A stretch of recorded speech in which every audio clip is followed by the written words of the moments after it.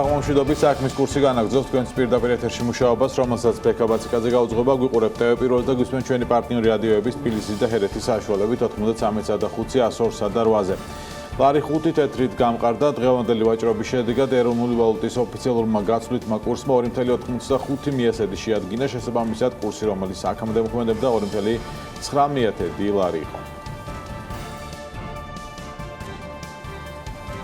ისევ ეროვნული ვალუტის თემით განაგრძობთ გამოშვებას, გალთენ ტაგარტის პროგნოზით ლარის კურსი 2.8 ფარგლებში დასტაბილურდება. საინვესტიციო ბანკის ეკონომისტმა ლაშა ქავთარაძემ განაცხადა, რომ ბოლო დღეების გაუფასურება უმეტესწილად მოსახლეობის მოლოდინებს უკავშირდება, რაც შეეხება რუსეთთან პირდაპირ ავიამიმოსვლის შეზღუდვის შედეგად ეკონომიკაზე მიყენებულ ზარალს. ქავთარაძის გათვლებით მისი წმინდა ეფექტი 0.4%-ის ფარგლებში იქნება, დანაკარგება 2019 წლის მეორე ნახევარში გვექნება დაახლოებით $200 მილიონი. ნაცხადებს ქავთარაძე.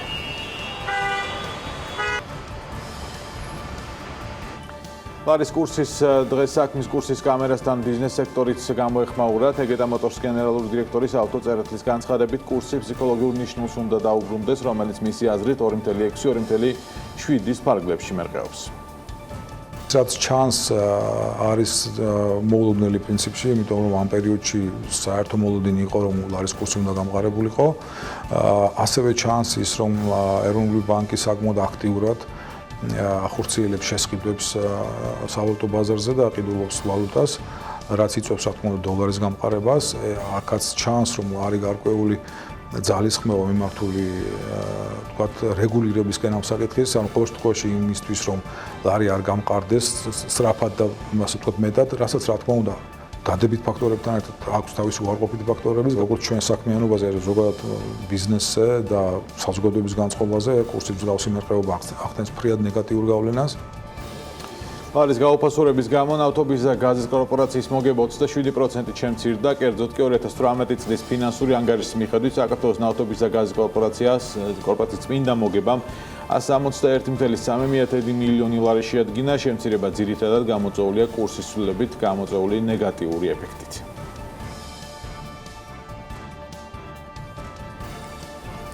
კრემლში მიაჩნიათ, რომ რუსეთსა და საქართველოს შორის ავიამიმოსვლა აუცილებლად აღდგება. განცხადება ამასთან დაკავშირებით ოკუპანტის სახელმწიფოს პრეზიდენტის პრეს-სპიკერმა გააკეთა. დიმიტრი პესკოვი იქვე დასძენს, რომ ამ ეტაპზე საკითხზე საუბარი ნაადრევია, რადგან საქართველოში რუსი ტურისტებისთვის საშიშროება კვლავ არსებობს. გასაკვირველია, ფრენების აღდგენა არ გამოირისხება. ვიმედოვნებთ, რომ ადრე თუ გვიან ეს ასეც მოხდება, განაცხადა პესკოვმა.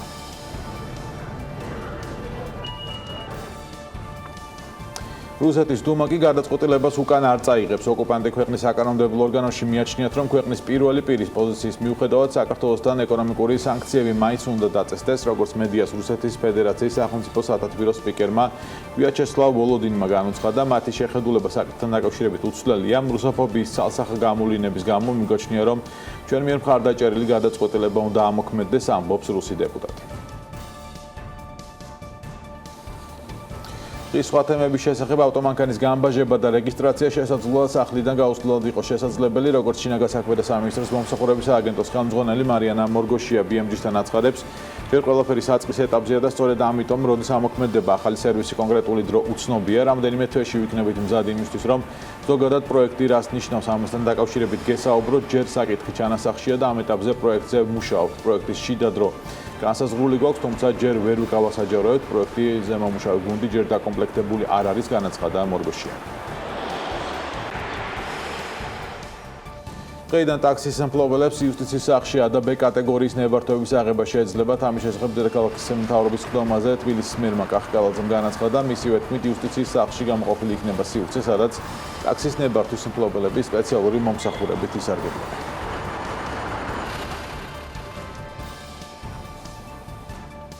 ავტობუსების შემოყვანის დაგვიანების გამო მერია თეგეტა ბასს დააჯარიმებს 80 საათი ავტობუსიდან, რომელიც მერიამ კომპანიისგან უნდა შეისყიდოს 40 ერთეული უკვე ქალაქშია, დარჩენილი 50 10-მეტრიანი ავტობუსის ჩამოყვანა კი გასული 2 თვის განმავლობაში უნდა მომხდარიყო, თუმცა როგორც თბილისის მერის მოადგილე მაია ბითაძე აცხადებს, კომპანიის მხრიდან ავტობუსების მოწოდება შეყომდა, რის გამოც ყოველ გადაცილებულ ვადაზე კომპანიას ჯარიმის გადახდა მოუწევს.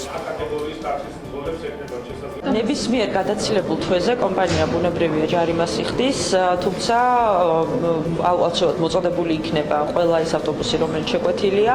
მე იცით, რომ ავტობუსებთან დაკავშირებით ძალიან დიდი გეგმები გვაქვს. შეიძლება იყოს შეყოვნება კომპანიის მხრიდან როგორც მოწოდების, ასევე რაღაც გარკვეული დამზადების თვალსაზრისით. მოგეხსენებათ, მთელ მსოფლიოში ყოველდღიურად ხდება ავტობუსების შეკვეთა და ხშირად მომწოდებლები ვერ ასწრებენ თავის დროზე, თუმცა გაწმუნებთ, რომ სამწუხაროდ გვიწევს დაჯარიმება მომწოდებელი კომპანიის, მაგრამ საბოლოო ჯამში სატრანსპორტო, ასე ვთქვათ, ერთიანი სქემის გაშვება არ დაგვიანდება.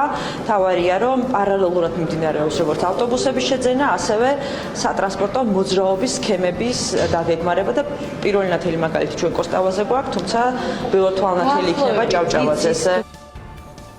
საქმის კურსი ამ თემაზე მუშაობას განაგრძობს და კომპანიის შეფასებებს უკვე რამ გამოიწვია შეფერხება საღამოს შემოჯამო გამოშვებას შემოგთავაზებთ. თბილისის მერიამ კი ნარჩენების გადამამუშავებელი ქახნის ინვესტორს მეორე ინსტანციის სასამართლო დავაც მოუგო. ამის შესახებ BMG-ის თბილისის მერის მოადგილე მაია ბითაძემ განუცხადა, მისი თქმით, სულ ახლახან სააპელაციო სასამართლომ ძალაში დატოვა საკალათო სასამართლოს გადაწყვეტილება და კომპანია KDW ჯორჯიას ხელშეკრულება გაუქმებული დატოვა. ხელშეკრულებით დილოს მიმდებარე ტერიტორიაზე იგეგმებოდა 82 მილიონი დოლარის ღირებულების ნაგვის გადამამუშავებელი ქარხნის მშენებლობა.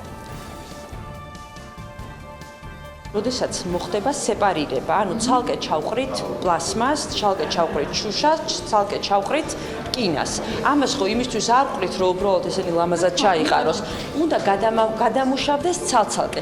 KDW-ს პროექტის პრობლემა სწორედ იმაში მდგომარეობდა, რომ ანუ ასოცირების ხელშეკრულების ეს ვალდებულება საერთოდ იგნორირებული იყო და მომდევნო 20 წლის განმავლობაში ისევ ყველა ნარჩენი მუნიციპალიტეტს, ანუ 1200 ტონა რაც დღეში გვაქვს, მთლიანად უნდა მიგვეწოდებინა, პრაქტიკულად ქუჩაში ტყუილა უნდა ქონოდა სეპარირებული ურნები, იმიტომ რომ ისინი ერთიანად გადაამუშავდნენ.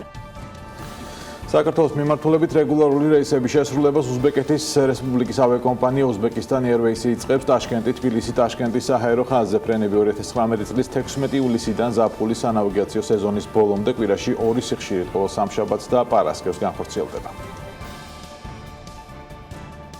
2019 წლის 6 თვის წინასწარი მონაცემებით შემოსავლებმა საერთაშორისო მოგზაურობიდან 1.5 მილიარდი დოლარი შეადგინა, რაც 95 მილიონ 400.000 დოლარით აღემატება წინა წლის ამოვიგურ მაჩვენებელს, ზრდა 7%-ია. ივნისის თვეში კი შემოსავლებმა საერთაშორისო მოგზაურობიდან შეადგინა 340 მილიონი დოლარი, რაც 14.6 მილიონით მეტია 2018 წლის ივნისის მაჩვენებელზე. ამ შემთხვევაში ზრდა თვიულ წილში 4.5%-ია.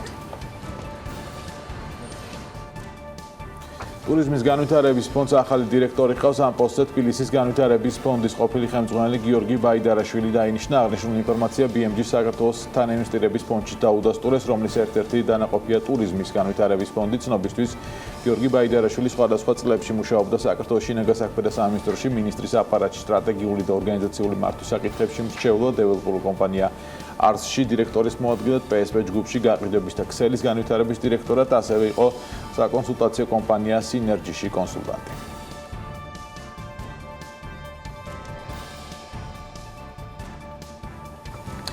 ბრუნავი კარის პრობლემა საქართველოში, კანონმდებლობის და აღსრულების ხარვეზები ამ სათაურით პუბლიკაცია საერთაშორისო გამჭვირვალობა საქართველოს აქვეყნებს. მათი შეფასებით საქართველოში პრობლემად რჩება კორუფციის რისკები, რომლებიც ყოფილი თანამდებობის პირების კერძო სექტორში გადანაცვლებას უკავშირდება. ამის მიზეზი ერთის მხრივ შესაბამის საკანონმდებლო ნორმის ხარვეზები, ხოლო მეორეს მხრივ ამ ნორმის პრაქტიკაში აღსრულების მექანიზმის არარსებობა. ერეკლე ურუშაძე ანტიკორუფციული პროგრამის ხელმძღვანელი გაგვარკვევს დეტალებს. საღამოშვილს ბატონო ერეკლე, მადლობა რომ ხართ ჩვენი გადაცემის სტუმარი.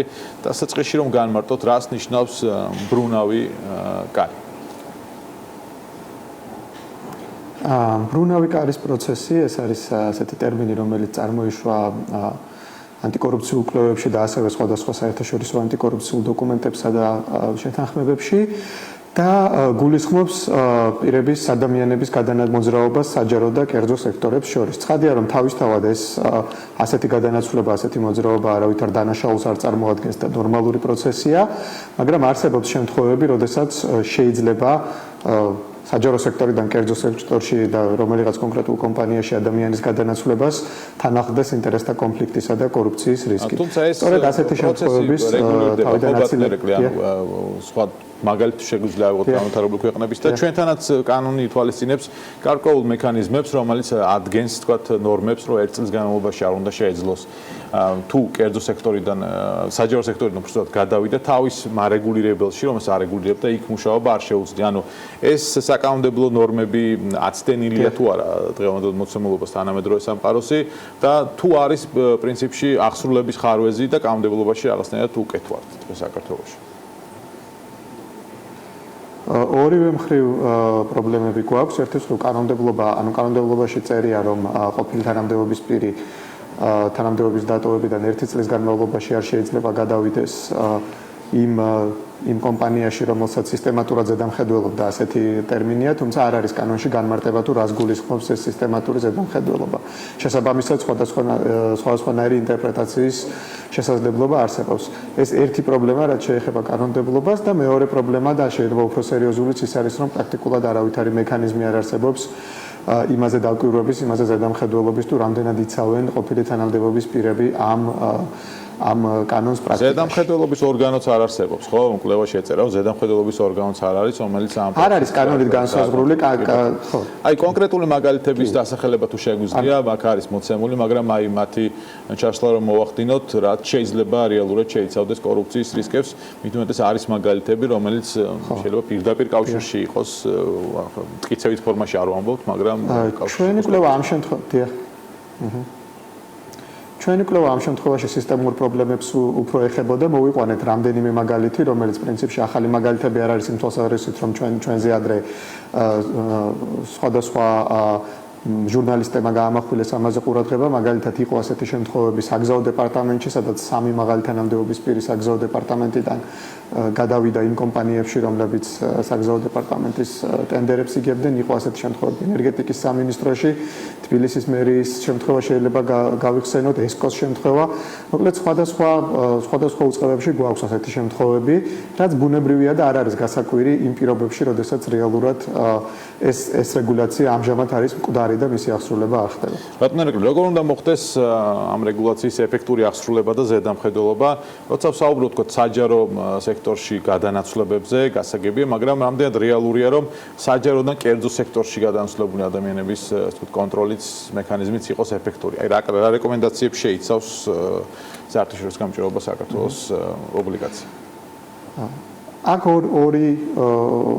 ორი პრობლემა უნდა გადაიჭრას. კანონში უნდა გაიწეროს კონკრეტულად თუ რა იგულისხმება ამ ზედამხედველობაში, ანუ კონკრეტულად რომელი ტიპის შემთხვევებზე ვრცელდება და არ ვრცელდება კანონი, ეს უნდა დაზუსტდეს, რადგან დღეს გაუგებარია თუ ვიზზე ვრცელდება და ვიზზე არ ვრცელდება, ანუ კანონი უნდა გახდეს მაქსიმალურად მკაფიო და მეორე უნდა განისაზღვროს ინსტიტუტი, რომელიც აიღებს პასუხისმგებლობას, რომ დააკვირდეს იმას, გაუწიოს ზედამხედველობა და მონიტორინგი იმას, თუ რამდენად იცავენ ან არ იცავენ ყოფილი თანამდებობის პირები ამ შეზღუდვას.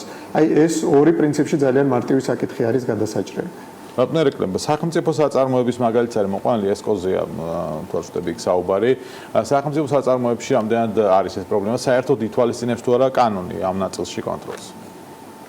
თუნდაც ბუნდოვანი კანონი არ ვრცელდება, თუმცა როგორც ხედავთ, არის რაღაც ხო კანონი მისი დღევანდელი სახით არ ვრცელდება სახელმწიფო საწარმოებზე. აქაც შეიძლება დაფიქრება და მსჯელობა იმაზე, თუ რა დოზით და რა შემთხვევებში უნდა გავრცელდეს სახელმწიფო საწარმოებზე. ცხადია, ესკოს მაგალითი გვაჩვენებს, რომ არის შემთხვევები, როდესაც სახელმწიფო საწარმოებში შეიძლება იყოს ასეთი რისკი, თუმცა შეიძლება ყველა სახელმწიფო საწარმოში ასეთი რისკი არ იყოს, ამიტომ ამაზეც მსჯელობა არის საჭირო, თუ როგორ და რა ფორმით და რა შემთხვევებში უნდა გავრცელდეს სახელმწიფო საწარმოებზე, თუმცა ცხადია, რომ პრობლემა აქაც გვაქვს. დიდი მადლობა ერეკლე ურუშაძე იყო საქმის კურსის სტუმარი. მადლობა მას საკუთარი დროისთვის და გადაცემაში მონაწილეობისთვის. საქმის კურსი ამით დასრულებული 22:45 დღის შემაჯამებლად გამოშვებაში ახლა ერთმანეთს დროებით.